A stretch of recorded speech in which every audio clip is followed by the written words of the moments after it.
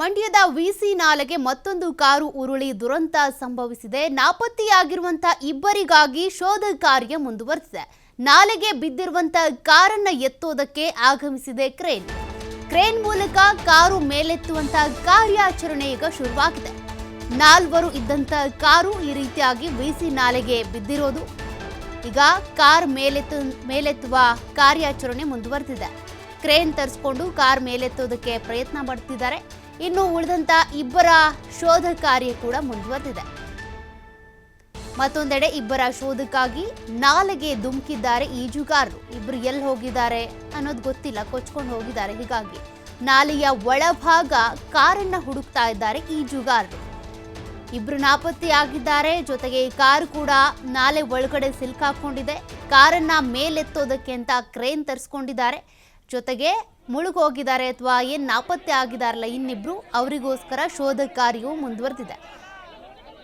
ಈಜುಗಾರರನ್ನ ಕರೆಸ್ಕೊಂಡಿದ್ದಾರೆ. ಈಜುಗಾರರು ಕೂಡ ಈಗ ನಾಲೆಗೆ ಹಾರಿ ಇನ್ನಿಬ್ರೇನು ನಾಪತ್ತೆ ಆಗಿದ್ದಾರೆ ಅವರನ್ನು ಹುಡುಕ್ತಾ ಇದ್ದಾರೆ. ಕಾರನ್ನ ಮೇಲೆತ್ತುವ ಕೆಲಸ ಕೂಡ ಮುಂದುವರಿತಾ ಇದೆ. ಒಟ್ಟು 4 ಇದ್ದಂಥ ಕಾರಿದು ಈ ರೀತಿಯಾಗಿ ನಿಯಂತ್ರಣ ತಪ್ಪಿ ನಾಲೆಗೆ ಬಿದ್ದಿರೋದು. ವಿಸಿ ನಾಲೆಗೆ ತಡೆಗೋಡೆ ಇಲ್ಲದೆ ಇರೋದೇ ಇಂತಹ ಅಪಘಾತಕ್ಕೆ ಕಾರಣ ಅಂತ. ಇನ್ನೂ ಕೂಡ ಯಾಕೆ ನೀವು ತಡೆಗೋಡೆಯನ್ನು ನಿರ್ಮಾಣ ಮಾಡ್ತಾ ಇಲ್ಲ? ಜನಪ್ರತಿನಿಧಿಗಳು, ಅಧಿಕಾರಿಗಳು ಅಥವಾ ರಾಜಕಾರಣಿಗಳ ಮಕ್ಕಳು ಅವ್ರು ಯಾರಾದರೂ ಇಲ್ಲಿ ಓಡಾಡ್ತಾರೆ ಅಂದರೆ ಆಗಲೂ ನೀವು ಇದೇ ರೀತಿ ನಿರ್ಲಕ್ಷ್ಯ ಮಾಡ್ತಾ ಇದ್ರ ಅಂತ ಸಾರ್ವಜನಿಕರು ಹಿಡಿ ಶಾಪ ಹಾಕಿ ಪ್ರಶ್ನೆ ಮಾಡ್ತಿದ್ದಾರೆ. ಪದೇ ಪದೇ ಇಂತಹ ಅನಾಹುತಗಳಾಗೋದಕ್ಕೆ ಈ ವಿಸಿ ನಾಲೆಗೆ ತಡೆಗೋಡೆ ಇಲ್ಲದೆ ಇರೋದೇ ಕಾರಣ.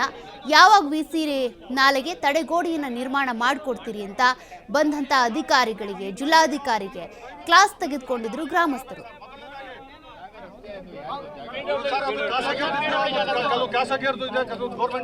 ಸರ್ವೆ ಮಾಡಿಸಿ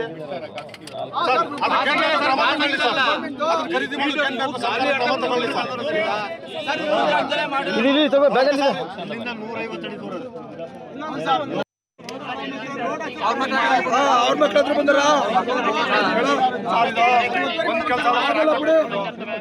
ಒಂದ್ ಕೆಲಸ ರಸ್ತೆ ಅಗಲೀಕರಣ ಆಗ್ಬೇಕು.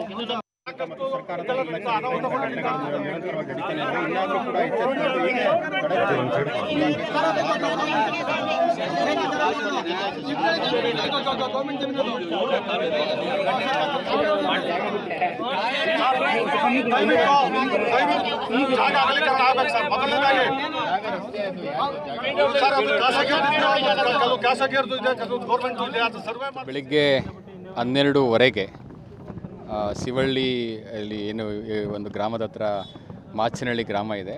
ಅಲ್ಲಿ ಹುಲಿಕೆರೆಯಿಂದ ಆಲಹಳ್ಳಿಯಲ್ಲಿ 4 ಜನ ಟಾಟಾ ಗಾಡಿನಲ್ಲಿ ಕಾರಲ್ಲಿ ಬರ್ತಾಯಿದ್ರು. ಬರಬೇಕಾದ್ರೆ ವಿಸಿ ನಾಲೆಗೆ ಬಿದ್ದು ಈಗ ನಮಗೆ ಬಂದಿರೋ ಮಾಹಿತಿ ಪ್ರಕಾರ ಒಬ್ಬರು ಮೃತದೇಹ ಸಿಕ್ಕಿದೆ. ಅದರಲ್ಲಿ ಒಬ್ಬರು ಉಳಿದಿರ್ತಕ್ಕಂಥವ್ರಿಗೆ ಹಾಸ್ಪಿಟ್ಲಿಗೆ ಶಿಫ್ಟ್ ಮಾಡಿದ್ದೇವೆ. ಇನ್ನಿಬ್ಬರು ಕೂಡ ಕಾರಲ್ಲಿ ಇದ್ದರು ಅಂತೇಳಿ ನಮಗೆ ತಿಳಿಸಿದ್ದಾರೆ. ಹಾಗಾಗಿ ಈಗ ಅದನ್ನು ರೆಸ್ಕ್ಯೂ ಮಾಡಬೇಕು.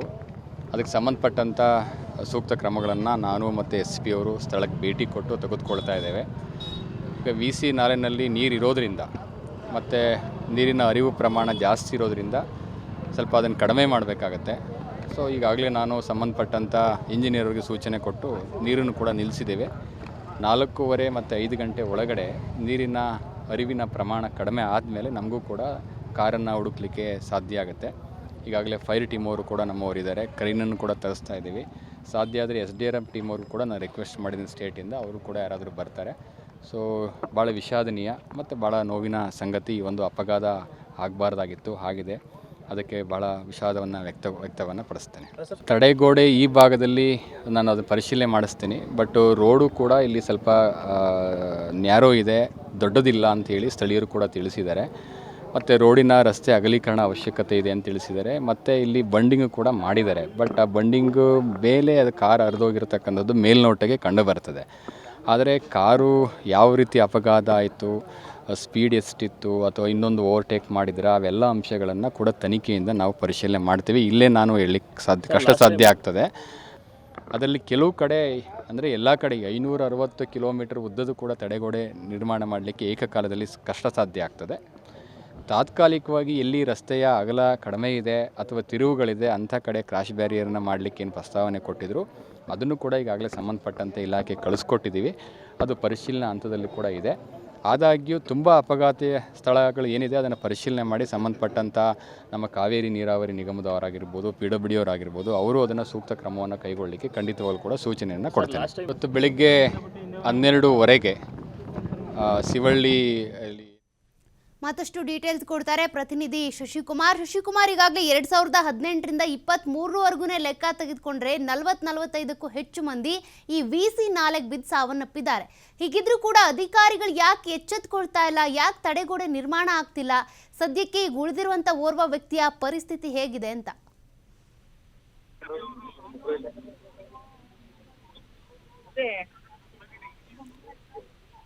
ಶಶಿಕುಮಾರ್ ಕೇಳಿಸ್ತಿದ್ಯಾ? ಓಕೆ, ಮತ್ತೆ ಸಂಪರ್ಕ ಮಾಡೋಣ. ನೋಡಿ, 2018ರಿಂದ ಕೂಡ ಇದೇ ರೀತಿಯ ಘಟನೆಗಳು ರಿಪೀಟ್ ಆಗ್ತಾ ಇವೆ. ಇಲ್ಲಿ ತಿರುವಿನಲ್ಲಿ ಒಂದು ನಾಮಫಲಕ ಕೂಡ ಹಾಕಿಲ್ಲ, ಯಾವ ರೀತಿಯಾಗಿ ಹೋಗಬೇಕು, ಏನು ಡೈರೆಕ್ಷನ್ನು, ನಿಧಾನವಾಗಿ ಚಲಿಸಿ ಅನ್ನುವಂಥ ಒಂದು ನಾಮಫಲಕ ಇರಬೇಕು, ಅದು ಯಾವುದೂ ಕೂಡ ಇಲ್ಲ. ಅಧಿಕಾರಿಗಳು ಯಾಕೆ ಇಷ್ಟು ನಿರ್ಲಕ್ಷ್ಯ ವಹಿಸ್ತಿದ್ದಾರೆ ಅನ್ನೋದು ಪ್ರಶ್ನೆ. ಮತ್ತೆ ಸಂಪರ್ಕಕ್ಕೆ ಸಿಕ್ಕಿದ್ದಾರೆ ಶಶಿಕುಮಾರ್. ಈಗಾಗಲೇ 2018ರಿಂದಾನು ನೋಡಿದ್ರೆ ಇಲ್ಲಿ ಅಪಘಾತಗಳು ಸಂಭವಿಸ್ತಾನೆ ಇದ್ದಾವೆ. ಆಗಲೂ ಕೂಡ ಒಂದು ಬಸ್ VC ನಾಲೆಗೆ ಬಿದ್ದು 30 ಜನ ಸಾವನ್ನಪ್ಪಿದ್ರು. ಅಲ್ಲಿಂದ ಇಲ್ಲಿವರೆಗೂ ಅಪಘಾತಗಳು ಆಗ್ತಾನೆ ಇದ್ದಾವೆ. ಹಾಗಿದ್ರೂ ಕೂಡ VC ನಾಲೆಗೆ ಯಾಕೆ ತಡೆಗೋಡೆ ನಿರ್ಮಾಣ ಆಗ್ತಾ ಇಲ್ಲ ಅಂತ. ಮತ್ತೊಂದು ಕಡೆ ಇವತ್ತಾಗಿರುವಂಥ ಅಪಘಾತದಲ್ಲಿ ಓರ್ವ ವ್ಯಕ್ತಿ ಗಾಯಗೊಂಡು ಬದುಕೊಂಡಿದ್ದಾರೆ. ಅವ್ರ ಪರಿಸ್ಥಿತಿ ಹೇಗಿದೆ ಈಗ?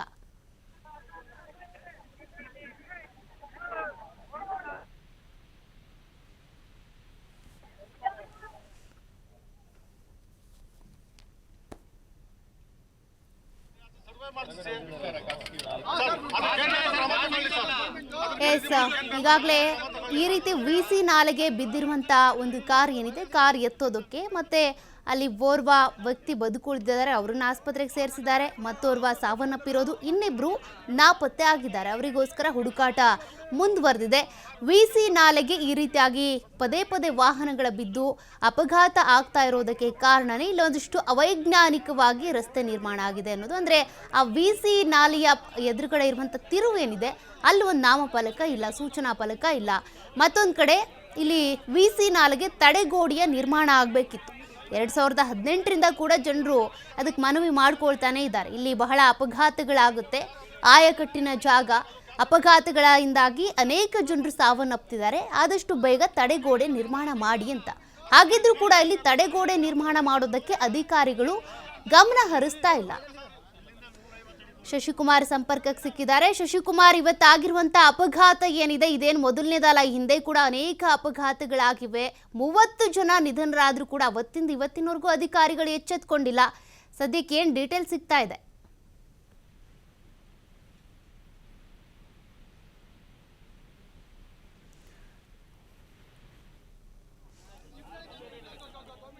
ನೋಡಿ, ಅಪಘಾತಗಳ ಸಂಖ್ಯೆ ಹೆಚ್ಚಾಗ್ತಾನೆ ಇದೆ. 2018ರಲ್ಲಿ ಇದೇ ರೀತಿಯಾಗಿ ಒಂದು ಬಸ್ ಕೂಡ VC ನಾಲೆಗೆ ಬಿದ್ದಿತ್ತು. ಆಗ 30 ಮಂದಿ ಸಾವನ್ನಪ್ಪಿದ್ರು.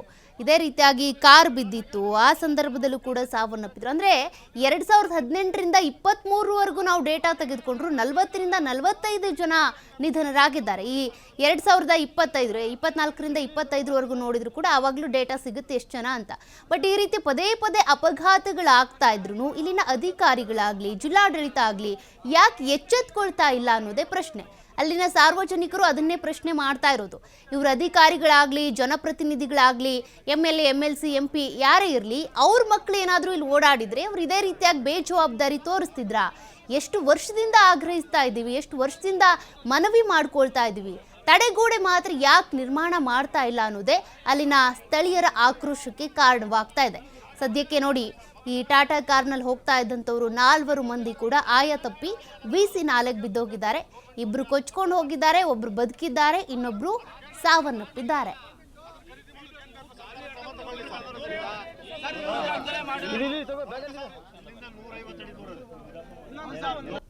ಓಕೆ, ಮತ್ತಷ್ಟು ಡೀಟೇಲ್ಸ್ ಕೊಡ್ತಾರೆ ಪ್ರತಿನಿಧಿ ಶಶಿಕುಮಾರ್. ಈಗಾಗಲೇ ಈ ಅಪಘಾತಗಳ ಸಂಖ್ಯೆ VC ನಾಲೆಯಲ್ಲಿ ದಿನದಿನಕ್ಕೂ ಹೆಚ್ಚಾಗ್ತಾನೆ ಇದೆ.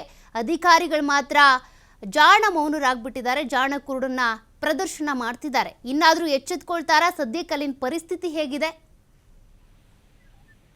ಸೌಖ್ಯ ಏನು ಮಂಡ್ಯ ತಾಲೂಕಿನ ಮಾಚಳ್ಳಿ ಬಳಿಯ ವಿಸಿ ನಾಲೆಗೆ ಏನು ಕಾರೊಂದು ಬಿದ್ದು 3 ಸಾವನ್ನಪ್ಪಿರುವಂತ ಘಟನೆ ನಡೆದಿರ್ತಕ್ಕಂಥದ್ದು. ಜೊತೆಗೆ ಏನು ಓರ್ವನ ಸ್ಥಳೀಯರು ಕೂಡ ರಕ್ಷಣೆ ಮಾಡಿರ್ತಕ್ಕಂಥದ್ದು. ಅದರಲ್ಲಿ ಓರ್ವನ ಹೆಸರು ಕಾರ್ ಮಾಲೀಕ ಅಂತೇಳಿ ಫಯಾಜ್ ಅಲಿಯಾಸ್ ಬ್ಯಾಟ್ರಿ ಅಂತೇಳಿ ಆತ ಮೃತಪಟ್ಟಿರ್ತಕ್ಕಂಥದ್ದು. ಆತನ ಶವ ಈಗ ಹೊರತೆಗೆದಿರ್ತಕ್ಕಂಥದ್ದು. ಇನ್ನ ಇಬ್ಬರು ನಾಲೆಯಲ್ಲಿ ಕೊಚ್ಚಿ ಹೋಗಿರ್ತಕ್ಕಂಥ ಹಿನ್ನೆಲೆಯಲ್ಲಿ ಆ ಕಾರನ್ನ ಹೊರತೆಗೆಯುವಂತ ಕೆಲಸ ಈಗ ಕಾರ್ಯ ಆರಂಭ ಆಗಿರ್ತಕ್ಕಂಥದ್ದು. ಅಂದ್ರೆ ಕ್ರೇನ್ ಮುಖಾಂತರವಾಗಿ ಮತ್ತೆ ಅಗ್ನಿಶಾಮಕ ಸಿಬ್ಬಂದಿ ಮತ್ತೆ ನುರಿತ ಈಜು ತಜ್ಞರನ್ನ ಕರ್ತಂದು ಈಗಾಗಲೇ ಆ ಕಾರನ್ನ ಮೇಲೆತ್ತುವಂಥದ್ದು. ಜೊತೆಗೆ ಕಾರ್ನಲ್ಲೇ ಶವಗಳಿದಾವ ಅಥವಾ ಕೊಚ್ಕೊಂಡು ಹೋಗಿದಾವ ಅನ್ನೋದ್ರ ಬಗ್ಗೆನೂ ಕೂಡ ಏನು ಎರಡು ಶವಗಳೇನಿದಾವೆ ಅವನ್ನು ಕೂಡ ಹೊರತೆಗೆಯುವಂತ ಕಾರ್ಯಕ್ಕೂ ಕೂಡ ಈಗ ಮುಂದಾಗ್ತಿರ್ತಕ್ಕಂಥದ್ದು. ಜೊತೆಗೆ ಇದೇ ಮೊದಲೇನಲ್ಲ, ಈ ಹಿಂದೆ 2018ರಿಂದನೂ ಕೂಡ ಈ ವಿಸಿ ನಾಲೆಯ ದುರಂತಗಳು ಆಗಿಂದಾಗೆ ಪದೇ ಪದೇ ಪುನರಾವರ್ತನೆ ಆಗ್ತಾನೆ ಇರ್ತಕ್ಕಂಥದ್ದು. ಆ ಸಂದರ್ಭಗಳಲ್ಲಿ ಮಾತ್ರ ಏನು ತಡೆಗೋಡೆ ನಿರ್ಮಾಣವನ್ನ ಮಾಡ್ತೇವೆ, ತಾಂತ್ರಿಕ ತಜ್ಞರ ವರದಿಯನ್ನ ತರಿಸ್ಕೊಳ್ತೇವೆ ಅಂತೇಳಿ ನೆಪವನ್ನ ಹೇಳುವಂತ ಅಧಿಕಾರಿ ವರ್ಗ ಇದುವರೆಗೂ ಕೂಡ ಯಾವುದೇ ಒಂದು ತಡೆಗೋಡೆಯನ್ನ ನಿರ್ಮಾಣ ಮಾಡ್ಲಿಕ್ಕೆ ಮತ್ತೆ ಈ ರೀತಿಯ ದುರಂತಗಳನ್ನ ತಡೆಗಟ್ಟಲಿಕ್ಕೆ ಯಾವುದೇ ರೀತಿಯ ಕ್ರಮವನ್ನ ಕೈಗೊಂಡಿಲ್ಲ ಅಂತೇಳಿ ಸ್ಥಳೀಯರು ಆಕ್ರೋಶವನ್ನು ಕೂಡ ಹೊರಹಾಕ್ತಿರ್ತಕ್ಕಂಥದ್ದು. ಈಗಾಗಲೇ ಸ್ಥಳಕ್ಕೆ ಮಂಡ್ಯ ಜಿಲ್ಲಾಧಿಕಾರಿಗಳಾದಂತಹ ಡಾಕ್ಟರ್ ಕುಮಾರ್ ಅವರು ಕೂಡ ಸ್ಥಳಕ್ಕೆ ಆಗಮಿಸಿದ್ರು. ಜೊತೆಗೆ ಮಂಡ್ಯ ಪೊಲೀಸ್ ವರಿಷ್ಠಾಧಿಕಾರಿಯಾಗಿರ್ತಕ್ಕಂಥ ಮಲ್ಲಿಕಾರ್ಜುನ್ ಬಾಲ್ದಂಡಿ ಅವರು ಕೂಡ ಸ್ಥಳಕ್ಕೆ ಬಂದಿದ್ರು. ಈ ಸಂದರ್ಭದಲ್ಲಿ ಸ್ಥಳೀಯರು ತಮ್ಮ ಆಕ್ರೋಶವನ್ನು ಕೂಡ ಹೊರಹಾಕಿದ್ರು, ರಸ್ತೆಯ ತಡೆಯನ್ನು ಕೂಡ ಮಾಡಿದ್ರು. ಏನು ಜನಪ್ರತಿನಿಧಿಗಳು ಮತ್ತು ಶಾಸಕರು ಅಥವಾ ಸಚಿವರು ಅಥವಾ ಅಧಿಕಾರಿಗಳ ಮಕ್ಕಳಿಗೆ ಈ ರೀತಿ ದುರಂತಗಳಾದಾಗ ಮಾತ್ರ ಎಚ್ಚೆತ್ಕೋತಾರೆ ಅನ್ನೋ ಆಕ್ರೋಶ ಭರಿತ ಮಾತುಗಳನ್ನು ಕೂಡ ಆಡ್ತಿರ್ತಕ್ಕಂಥದ್ದು. ಯಾಕಂತ ಹೇಳಿದ್ರೆ ಇಂಥ ಘಟನೆ ಈ ಒಂದು ಮಾಚಳ್ಳಿ ಮತ್ತೆ ಏನಿದೆ ಈ ಸುತ್ತಮುತ್ತಲ ಗ್ರಾಮಗಳೇನಿದೆ ಈ ಒಂದು ನಾಲೆನಲ್ಲೇ ಒಂದಲ್ಲ ಒಂದು ದುರಂತಗಳು ಆಗಿಂದಾಗೆ ಆಗ್ತಿದ್ರು ಕೂಡ ಯಾವುದೇ ತರದ ಎಚ್ಚೆತ್ಕೊಂಡಿಲ್ಲ. ಏನು ತಡೆಗೋಡೆಯನ್ನ ನಿರ್ಮಾಣ ಮಾಡಿ ಅಂತ ಹೇಳಿ ಪದೇ ಪದೇ ಒಂದು ಹೋರಾಟವನ್ನ ಮಾಡಿದ್ದೇವೆ, ಸಾಕಷ್ಟು ಒಂದು ಮನವಿಗಳನ್ನ ಕೊಟ್ಟಿದ್ದೇವೆ. ಆದ್ರೂ ಕೂಡ ಈ ಒಂದು ತಡೆಗೋಡೆಯನ್ನ ನಿರ್ಮಾಣ ಮಾಡದೇ ಇರೋದಕ್ಕೆ ಇವತ್ತು ಈ ಒಂದು ಘಟನೆ ನಡೆದಿರ್ತಕ್ಕಂಥದ್ದು. ಜೊತೆಗೆ ಯಾವುದಾದ್ರೂ ಸಾವು ಸಂಭವಿಸಿದಂತ ಸಂದರ್ಭದಲ್ಲಿ ಆ ವ್ಯಾಪ್ತಿಯ ಒಂದು 10-15 ಮೀಟರ್ ವ್ಯಾಪ್ತಿಗಷ್ಟೇ ಒಂದು ತಡೆಗೋಡೆಯನ್ನ ಮಾಡಿ ಆ ನಂತರದಲ್ಲಿ ನಿರ್ಲಕ್ಷ್ಯ ವಹಿಸ್ತಾ ಇರ್ತಕ್ಕಂಥದ್ದೇ ಈ ಒಂದು ಘಟನೆಗಳು ಪುನರಾವರ್ತನೆ ಆಗ್ಲಿಕ್ಕೆ ಕಾರಣ. ಹೀಗಾಗಿ ಕೂಡಲೇ ಈ ರೀತಿಯ ಒಂದು ತಡೆಗೋಡೆಗಳನ್ನ ನಿರ್ಮಾಣ ಮಾಡಬೇಕು, ಇಂಥ ಡೇಂಜರಸ್ ಪ್ಲೇಸ್ಗಳನ್ನ ಗುರುತು ಮಾಡಬೇಕು, ಗುರುತು ಮಾಡಿ ಎಲ್ಲೆಲ್ಲಿ ಈ ರೀತಿಯ ಡೇಂಜರಸ್ ಪ್ಲೇಸ್ಗಳಿದಾವೆ ಆ ಸ್ಥಳಗಳೆಲ್ಲ ಕೂಡ ಸೈನ್ ಬೋರ್ಡ್ಗಳನ್ನ ಹಾಕ್ಬೇಕು, ಮತ್ತೆ ತಡೆಗೋಡೆಗಳನ್ನ ನಿರ್ಮಾಣ ಮಾಡಿ ಈ ರೀತಿ ಪ್ರಾಣ ಹಾನಿ ಆಗದೆ ಇರೋ ನಿಟ್ಟಿನಲ್ಲಿ ಎಚ್ಚರ ವಹಿಸಬೇಕು ಅನ್ನೋ ಒಂದು ಆಗ್ರಹವನ್ನು ಕೂಡ ನಿರಂತರವಾಗಿ ಮಾಡ್ತಾ ಇರ್ತಕ್ಕಂಥದ್ದು. ಜೊತೆಗೆ ಏನು ಇಲ್ಲಿರ್ತಕ್ಕಂಥ ಒಂದು ಚಿಕ್ಕದಾದಂತ ಕಿರಿದಾದಂತ ರಸ್ತೆ ಇದು, ಈ ರಸ್ತೆಯನ್ನ ಅಗಲೀಕರಣ ಮಾಡಬೇಕು ಅಂತ ಹೇಳಿ ಸಾಕಷ್ಟು ಬಾರಿ ಹೋರಾಟವನ್ನು ಕೂಡ ಮಾಡಿದ್ವಿ. ಆದ್ರೆ ಯಾರೊಬ್ರು ಕೂಡ ಅದಕ್ಕೆ ಸಕಾರಾತ್ಮಕವಾಗಿ ಸ್ಪಂದಿಸ್ತಾ ಇರೋದು ಕೂಡ ಈ ಒಂದು ದುರಂತಕ್ಕೆ ಕಾರಣವಾಗಿರ್ತಕ್ಕಂಥದ್ದು. ಈಗ 3 ಜನ ಮತ್ತೆ 3 ಸಾವನ್ನಪ್ಪಿದ್ದಾರೆ. ಅವರ ವಿರುದ್ಧ ಆ ಒಂದು ಕುಟುಂಬಕ್ಕೂ ಕೂಡ ಒಂದು ನ್ಯಾಯವನ್ನ ಒದಗಿಸ್ಕೊಡ್ಬೇಕು. ಮತ್ತೆ ಈ ರೀತಿಯ ದುರಂತಗಳು ಆಗ್ಬಾರ್ಬೇಕಂತ ಹೇಳಿದ್ರೆ ಪ್ರತಿನಿತ್ಯ 10 ಶಾಲಾ ವಾಹನಗಳು ಕೂಡ ಮಕ್ಕಳನ್ನ ತುಂಬಿಕೊಂಡು ಸಂಚಾರ ಮಾಡುವಂತದ್ದು ಇರ್ತದೆ. ಜೊತೆಗೆ ಏನು KSRTC ಬಸ್ಗಳಿರ್ಬೋದು, ಇತರೆ ವಾಹನಗಳಿರ್ಬೋದು, ಮತ್ತೆ ಎತ್ತಿನ ಗಾಡಿ, ರೈತರು ಕೂಡ ಎತ್ತಿನ ಗಾಡಿಗಳ ಮುಖಾಂತರವಾಗಿ ಇಲ್ಲಿ ಸಂಚಾರವನ್ನ ಮಾಡ್ತಾರೆ. ಎತ್ತಿನ ಗಾಡಿಗಳು ಕೂಡ ಈ ನಾಲೆಗಳಿಗೆ ಬಿದ್ದು ಅನಾಹುತ ಸಂಭವಿಸಿರ್ತಕ್ಕಂಥದ್ದು ಕೂಡ ಸಾಕಷ್ಟು ನಡೆದಿದ್ದಾವೆ. ಹೀಗಾಗಿ ಕೂಡಲೇ ಈ ಸ್ಥಳದಲ್ಲಿ ಒಂದು ತಡೆಗೋಡೆಯನ್ನ ನಿರ್ಮಾಣ ಮಾಡಬೇಕು, ಇಂಥ ಘಟನೆಗಳು ಪುನರಾವರ್ತನೆ ಆಗದೆ ನಿಟ್ಟಿನಲ್ಲಿ ಕ್ರಮವನ್ನು ವಹಿಸಬೇಕು ಅನ್ನೋ ಒಂದು ಆಗ್ರಹವನ್ನ ಕೇಳ್ಬರ್ತಾ ಇರ್ತಕ್ಕಂಥದ್ದು. ಸೌಖ್ಯ. ಓಕೆ, ಥ್ಯಾಂಕ್ ಯು ಶಶಿಕುಮಾರ್ ಡೀಟೇಲ್ಸ್ಗೆ. ಮಂಡ್ಯದ ತಿಬ್ಬನಹಳ್ಳಿ ಬಳಿ ನಡೆದಿರುವಂತಹ ಘಟನೆ ಇದು. ಓರ್ವ ಬದುಕಿರೋದು, ಇನ್ನು 3 ಅಂದರೆ ಓರ್ವ ಸಾವನ್ನಪ್ಪಿರೋದು, ಓರ್ವ ಬದುಕಿರೋದು, ಇನ್ನಿಬ್ಬರು ನಾಪತ್ತೆ ಆಗಿರೋದು. ಹೀಗಾಗಿ ಅವರ ಮೃತದೇಹಕ್ಕಾಗಿ ಶೋಧ ಕಾರ್ಯ ನಡೀತಾ ಇದೆ. ಕೊಚ್ಕೊಂಡು ಹೋಗಿದಾರೋ ಬದುಕಿದಾರೋ ಅದು ಯಾವುದು ಇನ್ನೂ ಗೊತ್ತಿಲ್ಲ. ಕಾರ್ ಎತ್ತುವಂತಹ ಪ್ರಕ್ರಿಯೆ ಕೂಡ ಈಗ ಶುರುವಾಗಿದೆ.